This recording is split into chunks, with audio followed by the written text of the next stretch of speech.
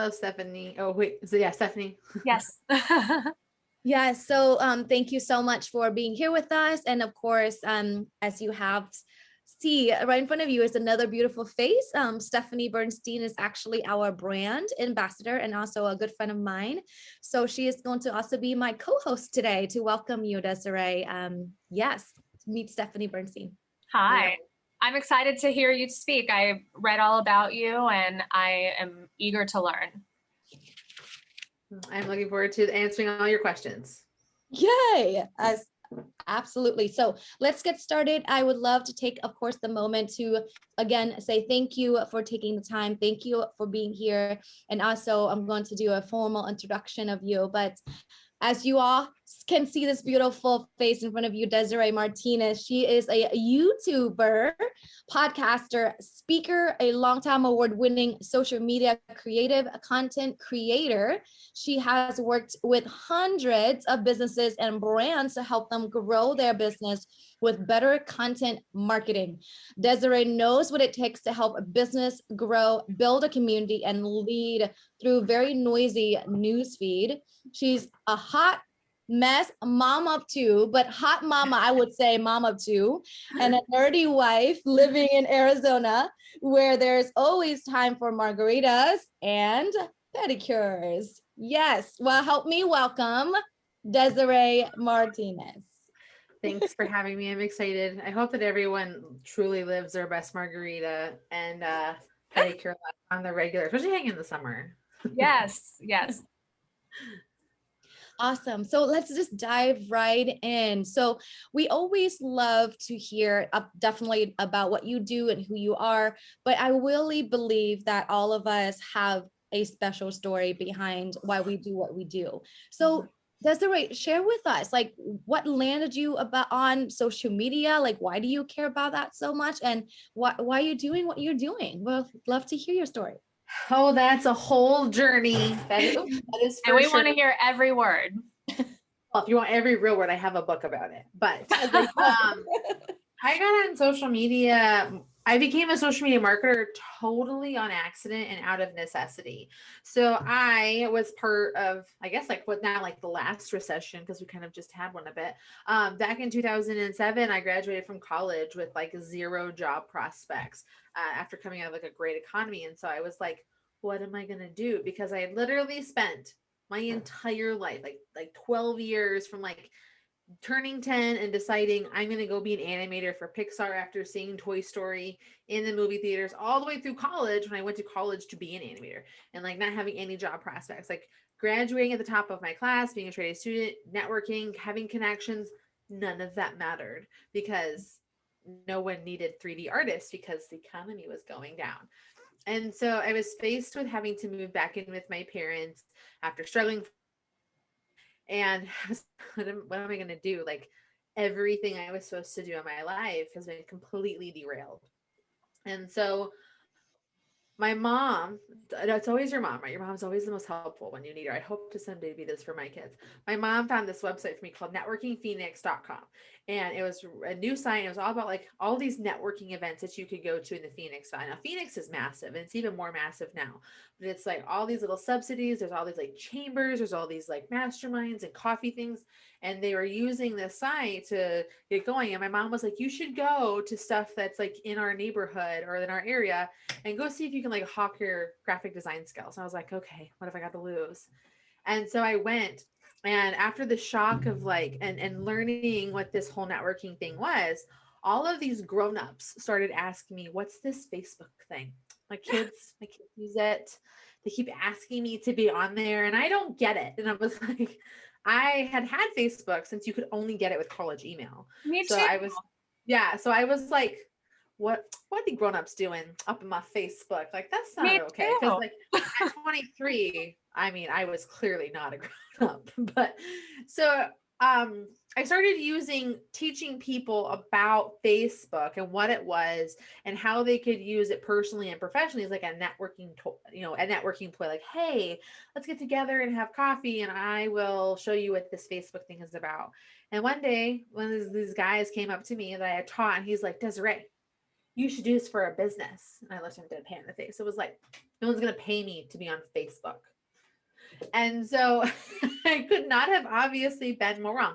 Keep in mind, this was like 2009, right? Like this wasn't a normal thing that we did. We didn't hang out on the internet and talk to people and build relationships. Zoom wasn't a thing. Like there's so much that has changed in those 12 years since I started doing this. Now, like a social media strategy is like people will literally have a Facebook page before they build a website. So it's just one of those like crazy things, like how far we've come. And so I launched doing freelance work. I did a ton of worked with hundreds of clients up to this point, helping them with strategy, teaching them how to do it for them. But if you fast forward to 2014, I had just become a military spouse, a wife, a military spouse, and a mom. And one of the things that was very interesting about this like podunk town we were stationed in Texas was no one liked to hire military spouses. And I actually grew up a Marine Corps kid, and my mom had this exact issue. We had moved from California to Okinawa, Japan, and my mom could not get work. And so she actually had to fly back to the States, live with my grandfather, and work to supplement our family's income because the military does not pay great, especially the lower of a rank you are. Wow. And at the time, my parents were like 24, right? They're the same age. I was trying to figure out my life. And so they were having that struggle. And I was like, how is it possible that like 20 something years later, this is still an issue, especially since we have the internet now and everyone, their mom and a network and in a military base is a network marketer of some kind. But there's a lot of people that are like, I don't want to do this. I just want to do work and make money in exchange. But military life comes first, no matter who you are. You have to jump when anyone tells you to do anything as a family, not just as a service member. And so I was like, well, I wonder if I could help. I wonder if I could fix this. And so what I did is I launched my agency, and my agency is called All-in-One Social Media. And what we do is we put military spouses to work as social media managers anywhere, so they can work anywhere that they're stationed around the world. Wow. With a culture and a community that That's understands so cool. their life, their limitations, their jargon, their complications. Like no one ever has to apologize for someone's husband having to go TDY or what a PCS is, or the commander needed some bullshit. Like we understand and we're like, it's all right. You go take care of that. Whereas like a normal employer would be like, I don't understand your letters. So it's just one of these things that, so, and our objective by being social media managers is that we have package-based social media management services. That way, mainly service-based businesses and small business owners are able to have their social media done for them and done correctly so that they don't have to worry about it. They can focus on what they do best, which is run their business. Right. Somewhere along the way, being a business owner of any kind also meant you had to like be a marketer. And I'm fairly certain at plumbing school and chiropractic school and law school and all the places, there was never like even a class that was like how to market your practice, how to market your business. Like that didn't happen. It was like you go to school, you open a practice and people come like, and we as marketers know that's not how this works. And so when we can take over, so we take over that arm for them so they don't have to, and we do it at an affordable cost. So by the packages, they know exactly what they're getting. We pay attention to trends and things that are working and algorithm adjustments and all of the things. Like it's a full-time job, legit. And so that's what we've been doing. So that's like how I got into this social media madness. It was on accident. And then I'm just trying to help my people along the way. Yeah, you know what's really what I'm loving about how you honestly shared that is out of necessity, and it just kind of fell on your lap, or you know, it found you instead of you finding it. Mm-hmm. And what I love why you're so successful, we keep talking about this, is that because you care about supporting military wives. You know, like that is ultimately the reason, you know, it's probably your calling because I mean, right? Like you know what it's like to suffer through that. It's hard. Like it's riddled with complications at every turn. Like just when you figure something out, something changes. Just when you decide to do something or whatever, it's this really weird, awesome culture with like, and if you don't know, you don't know. And everyone has different experiences with it. Like unfortunately for us, we're no longer a military family, just because it ended badly for us. My husband is now a disabled veteran from PTSD, and like that sucks. Like that's a lifelong thing we have to deal with now. And it's one of those things, like once you're in it, you're always in it. And even as a military spouse, and it's just how we do things is so different, but it's also so efficient. And the thing I've learned about military spouses, if you ever get a chance, hire a military spouse. You will never meet a more functioning human being in your life, because the amount of crap we have to juggle and do in short amounts of time really quickly is insane. I have had people I've worked with that are on both sides, military spouses and like just like college grads in marketing, and the work ethic and the attention to detail and the doing it right, all of these things, it's so different. That makes And so so, much sense. That's brilliant, actually. yeah, like it's a whole thing. And like I said, the ability to overcome adversity and hardship and work through it is, I think, a very unique quality in military families and military spouses specifically. Wow. I love that. I actually, a good friend of mine's actually, or in fact, I have a few now that you're really putting this into perspective for me. So my really good friends are actually, in fact, and you're right. I mean, and they are so structured, so punctual, so they're always showing up. They keep their word. I mean, you name it. And being able to juggle and being flexible and all of that stuff it's almost like part of that. It's like second nature to you, because all the moves that you all have to do, right? Every 2 years or every 4 years or whatever, depends on where you are, is fascinating to me. And I agree. And I love that you're operating a business, yes, for a business reason and to sustain yourself, but there's definitely a more you know sustainable calling because you are supporting your people. So I love that. So let's Yeah. just dive right into it, right? Like, especially we're talking about, how to juggle it all as a mom and such. And, so what is the biggest, I guess, challenge that you have been able to overcome in your business, being a military wife and doing what you do? Like, what is that challenge like? Okay, so I feel like in order to give this context, I should first talk to you about how I survived my husband's first deployment. Again, I know this is a super unique situation that most people in general don't have to deal with, let alone mothers who have two kids under 2 years old. So my husband, we were trucking along, having babies, living our life, being happy, doing our thing. And when you're a mom of little kids, especially like when you breastfeed and do all of these things, it's like all consuming. And so my husband actually got notified that he was set to deploy. It was actually going to be May of 2016. We found out in March, and it was literally like this like bam bam bam situation. It was like, you're deploying. I tore my ACL in my knee, and I had to get it fixed within a week in order to have enough time in between having surgery and him leaving so that I could walk because I had a 2-year-old, not even a 2-year-old, and a baby. Like, and my daughter, when my husband left, was 9 months old. Oh my gosh. And I was exclusively breastfeeding. I was super crunchy at the time. We did cloth diapers.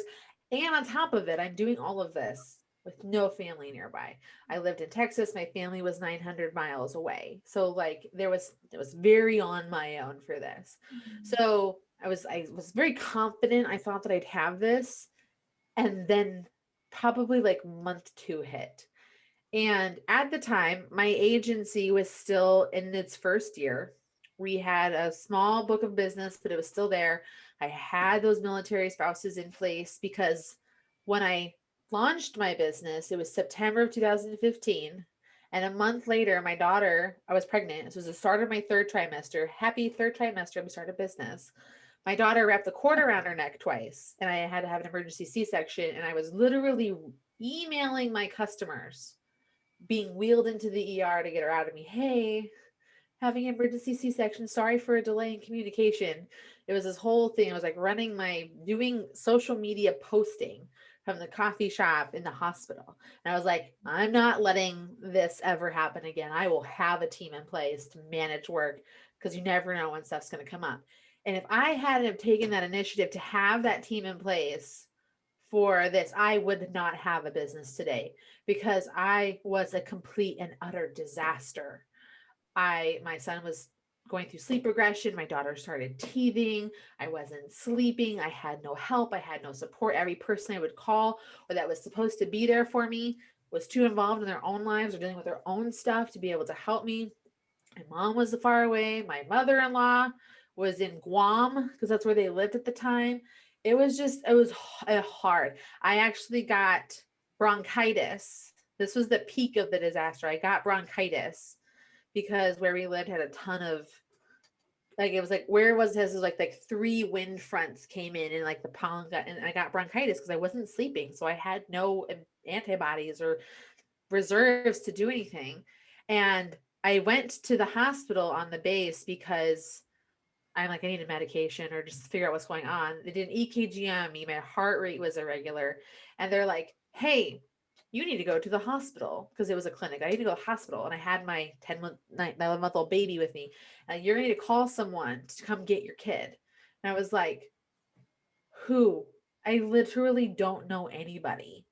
I had to end up calling my husband's shop and say, I need someone to come get my kid. Which one of you has children that can do this? Wow. And they came, got her, and I had to spend, and then my son happened to be with my neighbor for that time. And over the course of 24 hours, I got taken to a hospital. I got admitted. I was given breathing treatments and medications, all while strangers were watching my children and being passed from home to home to take care of these kids. Now, you can't find that anywhere else in military life. That is for sure. But it got to this point where I had to literally tell the nurse, I was like, you get a doctor in here within the next 15 minutes, or I am going to have to leave because I don't have anyone watching my children. And they like didn't understand until I explained that my husband was deployed and I didn't live here. I didn't have family. And like once they made those dots, the magic happened at that hospital. Mm. So my husband came back after like a 4.5, 5 month deployment, and my level of exhaustion, my level of like mental health was just plummeted. We even went to Disney World as like a family afterwards to try and like celebrate being back and be together. And like I couldn't get into it. Like I couldn't get it up for Disney. I was in such a rough place. And so the reason I share that isn't for pity or anything like that. I got through it. I've overcome.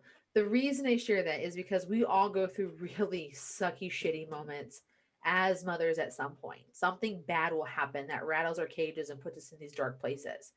And when you're running a business, you're adding this like second layer to your cake of goodness that's just like weighing it down and making it really hard to eat one bite at a time. So what I learned in that is that if you don't have systems in place to cover your business, if you don't make it so that your business isn't entirely dependent upon you, you're never going to be able to have success. You're never going to be able to have a sick day. You're never going to be able to take a vacation or let your life happen. I literally work with businesses. Like I'm actually working with my chiropractor right now is just an exact same boat. I asked him one day because one of his people was out. He got backed up and had to cut services and do all this stuff. And I was like, what happens to your business if you're sick? Mm-hmm. And he was like, well, everyone has to get everything has to get canceled. And I was like, this is not going to work for you. And like, he's like 10 years away from retirement. I'm like, how are you supposed to leave your business? Like, if you're getting if like you are too physically limited, like how are you like, so you just have to have a way for your business to be able to stay afloat at the very least. If something happens to you, you can't be there. If something happens with your kids, if something happens with your spouse, if something happens in your life, if everything like rides or die with you, it's going to die because at some point something's going to ride you away from it. Yeah, no, I'm 100%, with you on that. And honestly, that's one of the reasons why, I knew that I have to build a sustainable business in a way that it can function without me. And honestly, I came from a brick and mortar space. So, and it was a restaurant business. I was there 18-hour days, like And of course we had a team, but at the same time, there's always someone, showing up late or something, happens. And of course I'm in there in the trenches. So exactly, I learned so much when it comes to work ethic, running, brick and mortar businesses. But at the same time, that got me a lot of background knowledge to now run my business the way I do. It's going to have to run itself, like, eventually. So it's not only that, it's just the quality of life, making sure that you're taken care of, so that way you can continue to do whatever it is that you need to do. But I'm with you. I mean, creating a system, what processes, whether it is automations or technology or whatever it may be, it has to be a way of doing it. Otherwise, yeah, like you said, you're going to be trading time for money. Yeah, it's a combination too, because you not only, like, in order to have systems in place, usually involves people of some kind. You have to make sure that you have the right people that you're working with, people that understand, that you have a strong enough relationships where you can turn to them and say, shit's going down, I need you to do this. And Yeah. they step in flawlessly with complete levels of understanding. Like, that is so important. That's why my agency is so important to me in that sense, because they can come to me at any point and be like, shit's going down, and be like, I got you. And we can be there for each other. I was able to do that with them. Like, they understood completely that I was like, my husband's TDY. I haven't slept in 3 days. And they're like, I got this. Go ahead. So it's just one of those things that, like, you really have to make sure it's the combination of having the right system and having the right people. And I don't think, and like, you probably will have to go through some coals to get to that diamond. Yes, for sure. Thank you so much for sharing that inspiring story. And you know what, if you could get through all of that, like, everything is like an uphill battle right now, right? No, actually, no, it's not. I think that's a very unrealistic way to look at it. I think it's like, once you conquer one problem, a new one will eventually pop up. Oh yeah. Like you can't look at it as like, oh, I conquered this one thing, I'm set for life. Like, it doesn't, like, work in that way. Yeah. It's more like, all right, I was strong enough to get through that. If I hadn't gone through that, I probably won't be able to go through this next thing very well. Yeah. Like, for me, like, for us in my business and in my marriage and in my motherhood, it's been this stepping stone of, like, things kind of gotten progressively harder. Like, the next thing that happened in my journey is we got stationed in South Korea. And I was like, how was I supposed to keep growing my agency living on the other side of the world where I couldn't meet with people and talk with people? Right. That's why I started a YouTube channel. I was like, I can, like, let my face and the internet bring the people to me. There were plenty of, like, 1 a.m. conversations with the United States, that is for sure. But, I had to overcome that. Well, while we were there, my husband started acting a fool, and I didn't know why. And it took like 3 years, countless therapists and situations. And it wasn't until last year. So we moved to Korea in 2017. It wasn't until start of COVID, like literally 2 weeks before COVID went down, we found out that he has PTSD. And so now, like, my husband, we have to deal with that as a family forever. Like, he can't work, and it's fine. Like, it's a total thing where it's like, because I went through all this hardship, because I had spent all this time building foundations, I can financially support our family while he's recovering. Right. So it's just, like I said, I hate the saying, God doesn't give you more than you can handle. But I think it's like, you have to experience hard things to be able to deal with the next hard thing. Absolutely. Yeah, I agree. And if you don't have, and you have to kind of understand, it's always in steps, just like good things will happen. Like, there's, and it's never all just doom and gloom. There's also, like, really great, cool things that happen. Like, because of my YouTube channel, like, I have been able to add in essentially a new income stream. And, last year in 2020, I made $35,000 off of YouTube, completely separate from my agency, right? Just because I record videos with my face twice a week. Like, it's just one of those things. Like, if you do it right and take the time to figure it out, like, that's how it works for you. And it's also my number one lead source for my agency, right? Because of what had happened, I was able to hire employees. I have a full-time videographer. I have a full-time social media manager. I still have my military spouses that we work with contract work. If it wasn't for this town being shitty military spouses, I wouldn't have this great mission. So many people can connect to and relate to, and sets me apart as a social media marketer. Like social media marketers are a dime a dozen at this point. It sets me apart doing something different. So like there's always good stuff, but there's also getting through the bad stuff that's hard. Yes, absolutely. I agree. And that's honestly the intention why I want to have this type of conversation is to really, keep it real with people. It's like, yeah, no, it's not an overnight success. Like it might look like it is, but it's so not, right? Especially being a mom, not to mention for your case, you're being a military spouse, moving everywhere every 5 minutes, And so I know it's not every 5 minutes, but It feels that way. Once you get settled, you get sent somewhere else. That's somewhere how else. it works. And so that's so incredible, your story and your share there. So let's switch gears a little bit and talk about social media and what I know. I'm like, I want to know everything, but what do you suggest if, let's say, if someone has a business and they've been in business and they really want to, of course, with this new space of doing business, having to make that pivot, you have heard about it like all year last year. So what do we need to look for in terms of how we want to go digital and learn about this whole new space of social media marketing and such? What would Well, you first of all, don't do social media marketing. I know that's probably the twist no one was expecting. If I was to start over, if I was to go into a coma and wake up today a year ago and the world is new, and my business doesn't exist and I have no way to make money, I would start a YouTube channel. Like, that's what I would do. Like, and I know that's a little like whatever. A YouTube channel, especially for a business, accomplishes so many things. That's so interesting. Okay. Okay, so let's break down the different things that a YouTube channel can do for you. Number one, it establishes you as an expert. You're showing up on a regular basis, TGIF style, giving information that solves people's problems, no matter what you do, whether you are singing songs for little kids to sing to, whether you're a plumber, whether you are, a cook, whether you are showing people how to TikTok dances. You solve people's problems with your YouTube channel. And the problem might be they're bored, right? Like that's going to be what it is. You show up, you solve problems for your audience.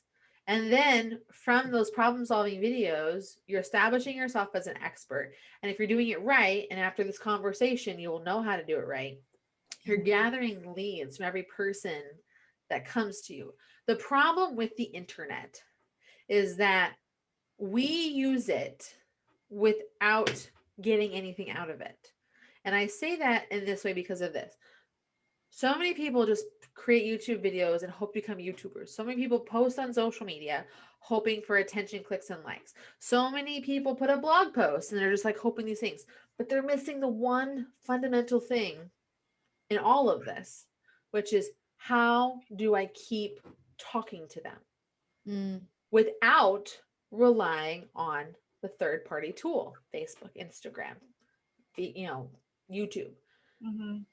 Those platforms give zero shits about you and your business. Zero. They're there to make money off of your information by finding the right person to put your content in front of. And you have a whole job that you have to do to make sure that it's good. Like you have a good thumbnail, a good title, keep people watching, right? But if someone watches one of my videos, I want them, especially if they've lasted through a video, I really want to make sure I can keep talking to them, which is why every single video I make, it is to get people onto my email list. Yes. Right? Because my email list is the only thing I can control in my business. Yes. When I'm doing things on the internet. Even like advertising, I can't control. Like my ad guy just had to go through like 8,000 hoop jumping things because of the new Apple iOS update. Yes. Right? We have no control, but what we do have control over is sending people emails. And if they're choosing to get on our email list because I've given them something, like they kind of know at this point what they're getting themselves into, which is regular communication for me, where I'm going to continue to give them value and make their lives better. Like, and I do it in my super colorful, sassy way, of course, filled with emojis and lots of funny things that are happening in my life. So like my birthday's on Sunday when I'm recording this.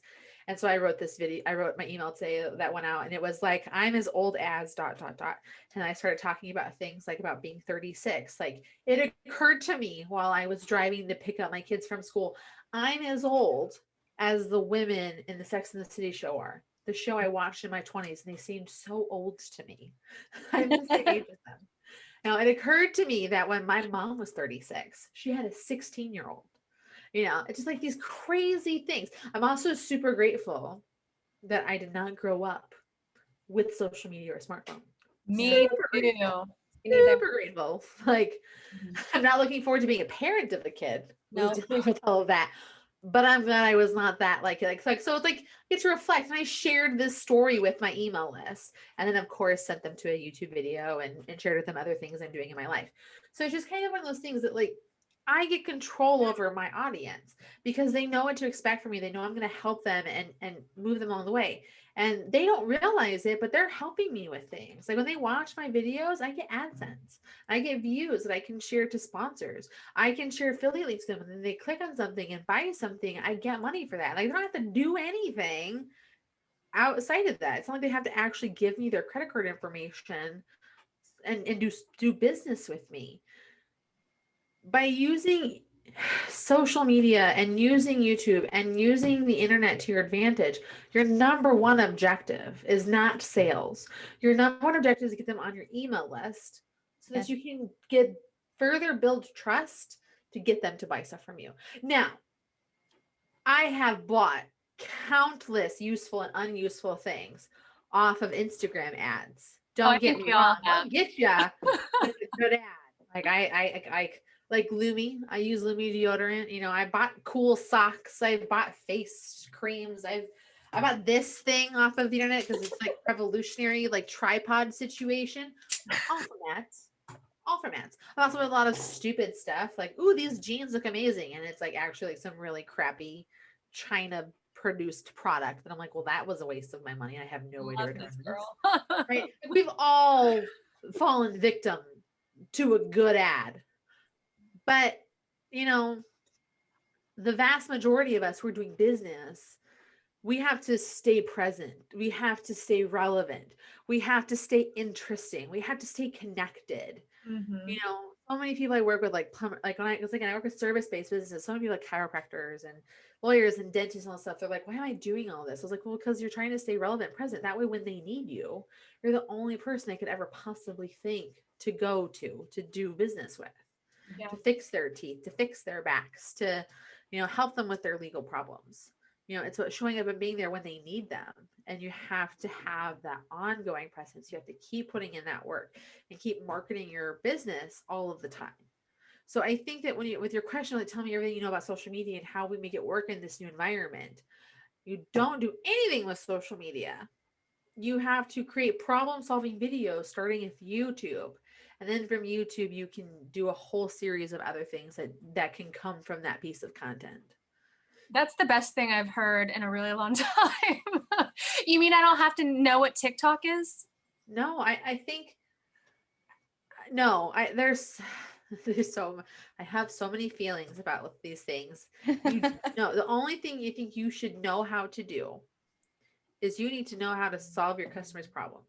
If you are in business for yourself, my guess is you either had a job and it didn't work out, or you wanted to make more money, or you went to school and have these years of experience and practice and you want to do something else. You have a base of experience and knowledge that is allowing you to feel the confidence to start a business. Very rarely are you going to be like going on the internet and be like, today I'm starting a business. I'm going to be your legal professional. Like, I've never been to law school, but I watch a lot of TV. Like, that's never going to fly with anybody, right? So if you're going into business for yourself, like, you have this base knowledge, you are an expert in what you do as best as you can be. And so you build up, and YouTube is going to establish you as an expert. It's going to solve your customers' problems and prove that you know what you're talking about, make algorithms happy, be found in search. You know, it's going to be able to get you Google AdSense. You're going to be able to partner and get sponsorships. You're going to get affiliate marketing links for different things. Like, you can be a lawyer and give legal advice and also like have like an affiliation with like Legal Shield and Right. you can sell Mhm. that. So you're going to get money from your AdSense. You're going to get leads for your law firm, and you're also going to get, money off of your legal shield. Like boom, 3 things from one place, from creating videos that keep working for you over and over and over again because you're solving people's problems. You're Thank you solving for my coming problem. to my TED Talk. And with that, I quit. I'm going to go start a YouTube. Just kidding. Yeah. Start Oh, my own man. YouTube channel. I run a I run a social media marketing agency, but I am a YouTuber because my YouTube channel is what brings in the sweet, sweet money that we all get to benefit from. Everything with my business starts with YouTube. I And it's think all because my husband got sent to Korea and I needed a way to keep my military spouses flush. So, That's so it's wow. fascinating. No, I love hearing that. And that clears a lot of too many of my questions. And I love it because, it's like, okay, where are you going to be? Which platform are you on? LinkedIn, or are you Facebook, or things like that. And, I'm really more about that connection and creating that rapport with people through just constant communication. And, that's why sometimes, honestly, Facebook, I feel like it's great, but then it's so saturated with so much information. It's like you said, it's like on your bio, it's super noisy.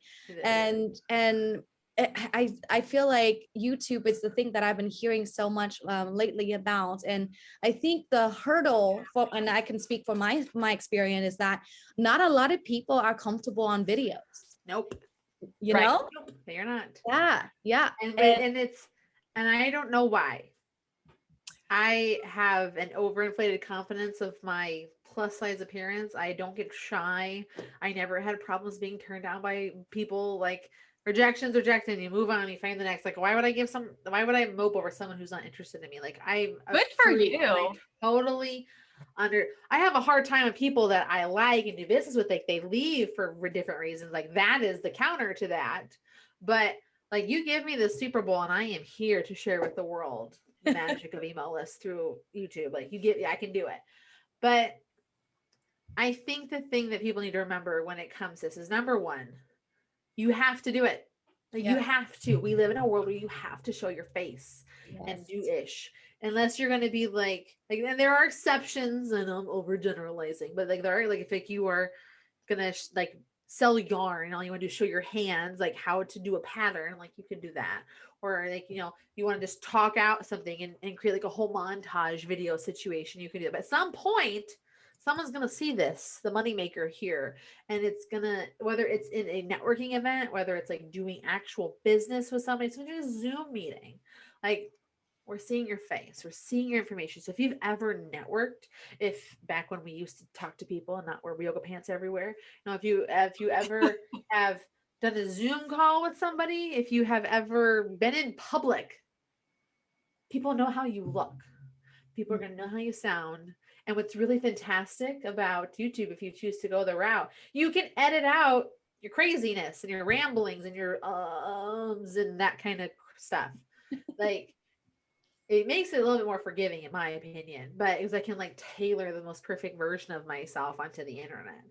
But I get that it's hard. I get where people get hung up because I don't like the way I sound, I don't like the way I look. And it's like, well, it's because you're trying to be something you're not. Like, just to have a conversation. That's why all of my clients that we do our YouTube marketing for, I stand behind the camera and I talk to them. And their videos come out so much different than them just being like, hi, my name is Bob, Right. and I am here to help you with all of your plumbing problems. Right. Like, it's how it comes across. Or, they try to script it out and then they're reading and you can like watch their eyes go back and forth. Like, there's a lot. This is abuse.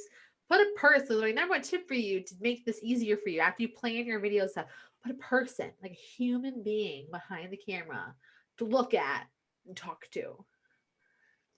And it makes things a lot easier. And you're gonna suck. That's the other, like, that's my step number 2. You're gonna suck. And it's gonna be gloriously terrible. My first video on my YouTube channel, I'm wearing way too much makeup. I think I'm on like day 3 of dry shampoo because mom life.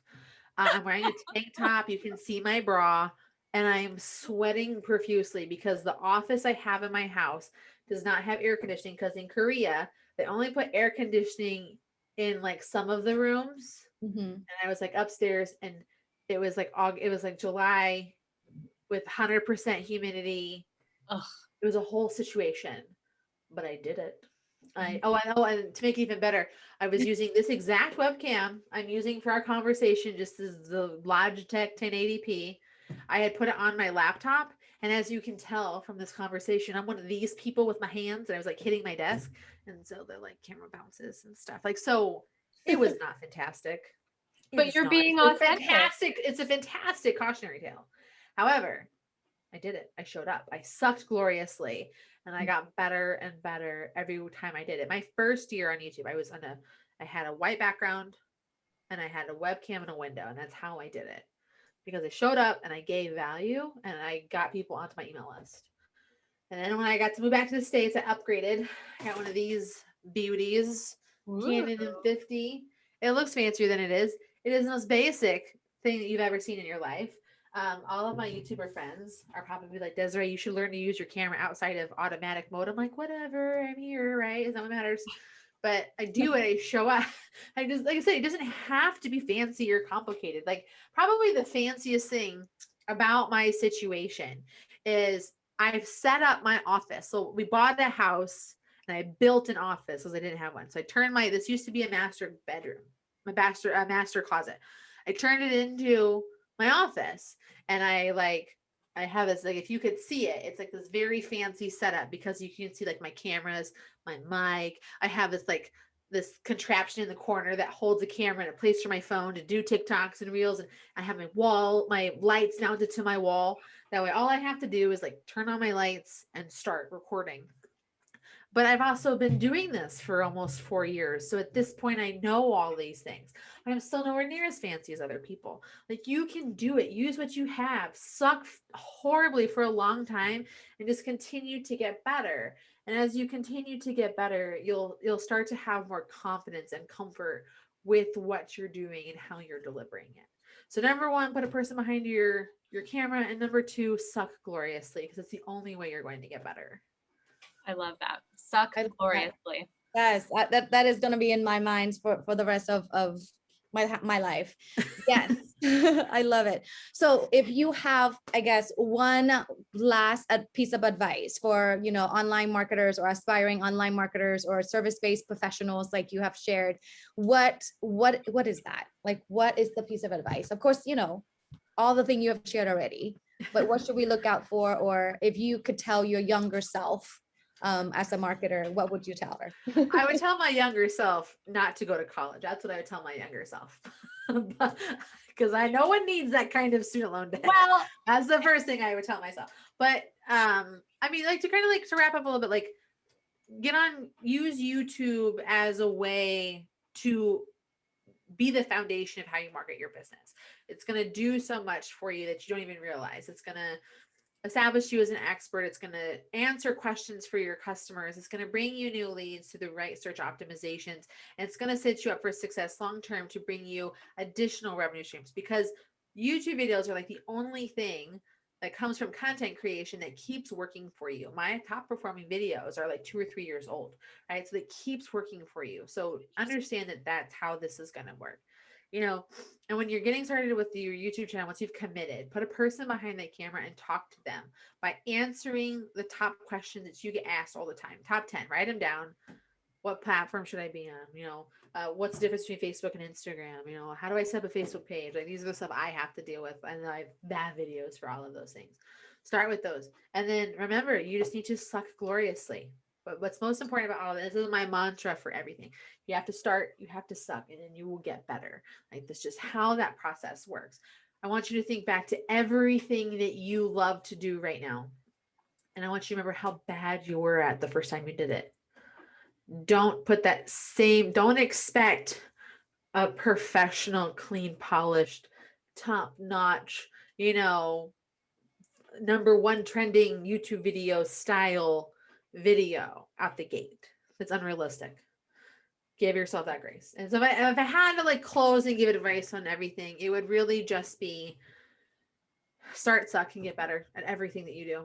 everything you have to, and if you want anything in business and life, you have to start, you have to suck, you have to get better. And it's the journey, and it's a never ending journey. It's got like these, you get to hit these like milestones, these like things to accomplish along the way.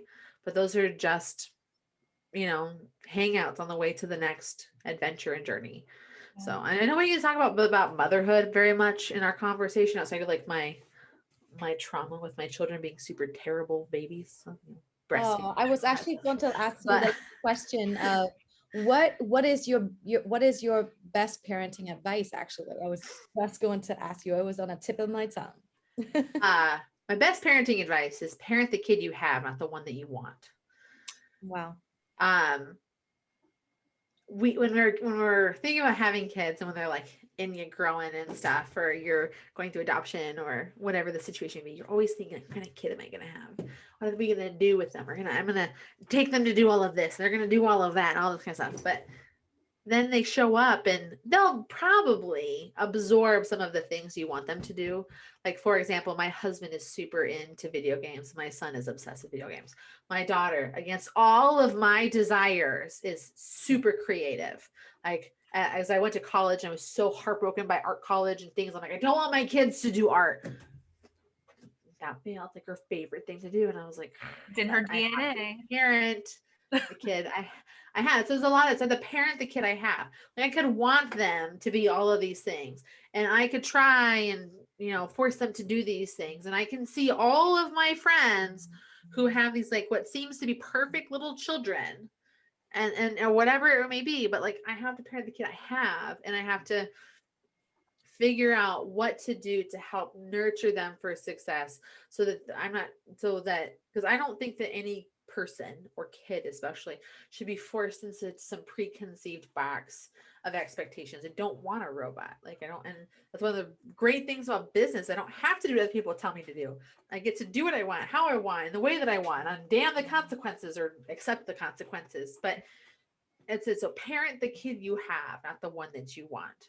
The once you can let go of your preconceived expectations and desires, and start looking at who you have and what they are, and parenting from that, I think that you would have a lot of relief in your parenting life.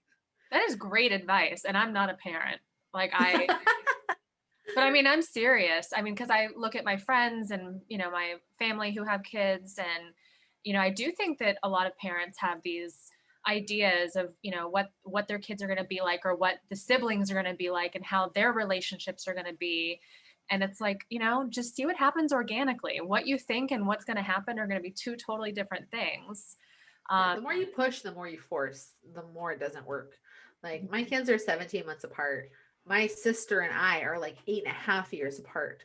And so it's just one of these things where it's like, there's this big disconnect of like what I understand of siblings. So they just go up to each other and punch each other. I'm like, why? What's going on here? Why would you do that? And my husband is constantly telling me that's just what siblings do. And I was like, no, it's not. And my sister don't do that. And they're like, you and your sister are not normal. So it's one of those things. So it's like I said, I had my preconceived notion is that they would be perfect playmates. They would have each other, and they could tell each other secrets and hang out. And I would say like it's a 50-50 like shot. Like, most of the time they see each other annoying each other and trying to like outdo each other, which ultimately results in getting in trouble. But I'm parenting the kids that I had, not the ones that I want.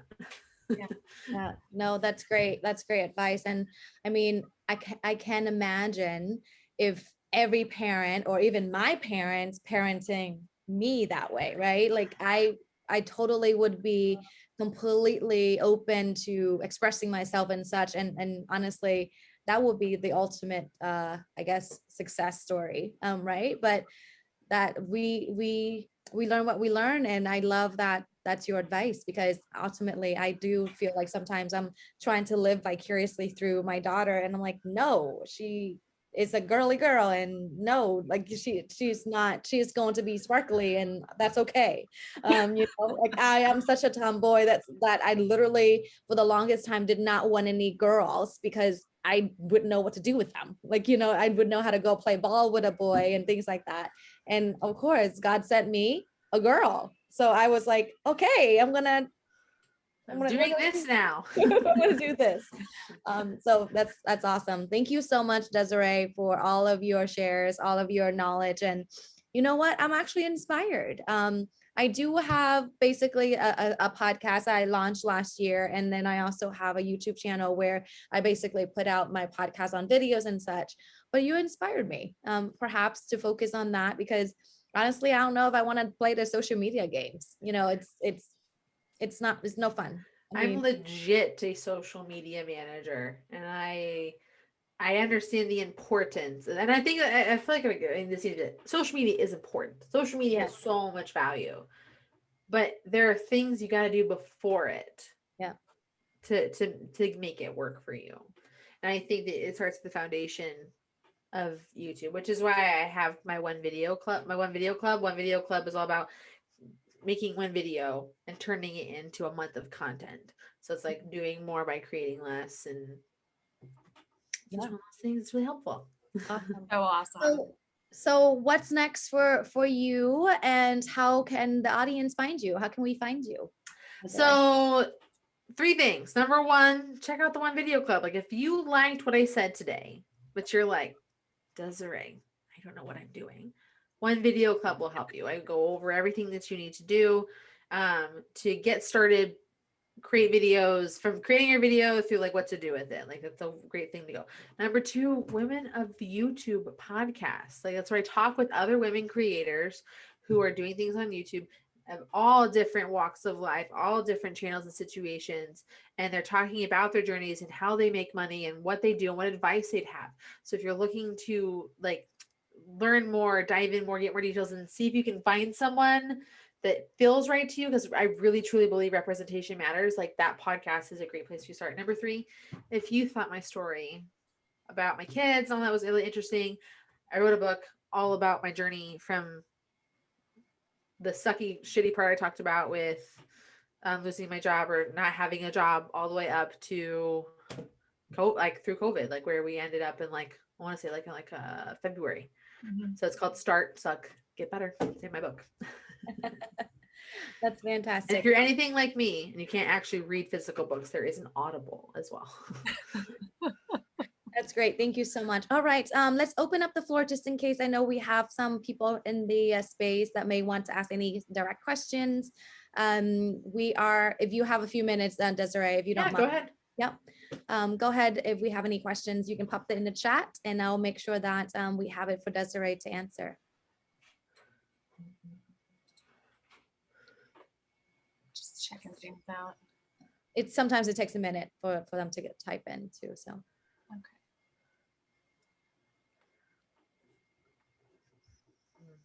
So while we are gathering other questions, if you don't mind me selfishly asking for myself, Sure, in terms of the YouTube channel, Desiree, you said that the whole key is to get people onto watching your video and some things like that, and then bringing them off of that platform and onto your email list. What is the route about going that to? Sure. Like, how do you go about that? So all of the content you're creating. So I'm going to use myself as the example because it's just what I know the best. So with my channel is all about helping you grow your business with better social media and content marketing. Like that's the purpose of my channel. And I think the foundation of anything that you do with social media and content marketing starts with the content marketing plan, which is why I have a content planning worksheet that you grab for free with the link down in the description below, right? So I've created this piece of content that supports that very well. Like it's one of those things that it's going to be allowed for, like, no matter what I'm talking about, that freebie supports it. And so whenever I'm not doing something specific, like something for a sponsor or like a different freebie, like a live streaming checklist or different things I've built up. So you want to create a base freebie, a checklist, a worksheet, an ebook, whatever that can work with everything you're going to talk about. And that sounds like very daunting, but it's very much like this is the foundation piece of what you're going to do. And you just talk about it in every video. You give the shout out to it. My formula for this, as far as like the delivery, is like state the problem that someone is having and reinforce how they probably feel. And then talk about how you're going to solve their problem in this video. Introduce yourself and then do your opt-in. So for me, like if we're going to talk about getting started with video marketing, it's like You're here because you want to figure out how to do video marketing, but you are scared out of your mind about being on camera. Well, in this video, I'm going to break down for you how to get over that and a lot of other things to have success along the way. Hi, my name is Desiree, and here on this channel, I'm here to help you grow your business with better social media and content marketing. Take action now. Hit that subscribe button, the bell below. Now, the foundation of everything that you're going to do in marketing starts with a really good content plan. Even with your videos, you have to know what the point is of this. So you're going to grab my free content planning worksheet that I have for you down in the description below. It's going to map this out for you super easy. You can keep printing it over and over again and use it every time you're ready to post something. All right, here's how you get over your fears. Like, that's literally how my videos go. Good for you. Oh my god. Fantastic. Oh my gosh. Like that, I was just like hanging on to every word. know. You're like, okay, well, what's next? Go watch my YouTube channel. You will learn. You're going to see that your subscriber list is about to jump by a few people. Yeah, no, that's fantastic. No, yes, absolutely. Do we have any other questions in the chat? Stephanie, by chance? I don't see any. It's okay. I have answered all of their questions or that's the scared them thing. shitless. One of the Yes, two. we know how to find you. Absolutely. And again, thank you so much for fantastic presentation and share and everything. I'm super inspired by you. And, you know, I'm going to think about you every single time when I feel like throwing in the towel, because if you went through that situation with your family and your two little ones and no one was around and you survived through it, I have no reason to be complaining. No, don't ever say that. You have every reason and right to complain. What you're going through in any bad moment sucks. And it's super shitty, and you should get to outwardly express how you feel about it. That way you're not marinating in it and getting worse. It's just like we get really excited about things. We should just express it and share it with the world. You know, if you like, whenever something good happens, we want to tell people about it. When something bad happens, we also want to tell people about it because we need the outlet of getting it out of our bodies and into the world, because you can problem solve through it. Literally 2 days ago, my agency made a series of mistakes that cost us the client $3,500. We're not getting any more in the company. I had to like process it outwardly with my husband about what I wanted to do. And I took the day yesterday to put a game plan together and assign things and get things fixed out. Then I got to go to my team today and talk to them about what happened and why it wasn't okay and how we're going to correct this moving forward. Like, that's just how you have to work through it. Bad things happen and you have to work through them. You cannot internalize them, because if you internalize them, you're basically poisoning yourself. Like, don't do that. So so my counter to this is going to be, the next time something shitty happens to you, text me and I will be here to listen to you. Oh, you don't want to give me your phone number. Well, just remember, that's you don't want her to have your phone two-way street, because you might be getting random text messages from me like, why the family's so crazy? Why is business so hard?